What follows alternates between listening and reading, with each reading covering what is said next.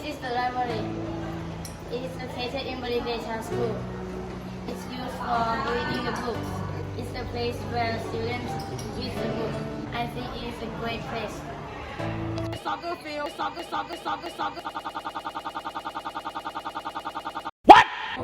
It's located in Bonindesha School. It's used for playing football. It is the place where students play football together. I think it is great place for playing football.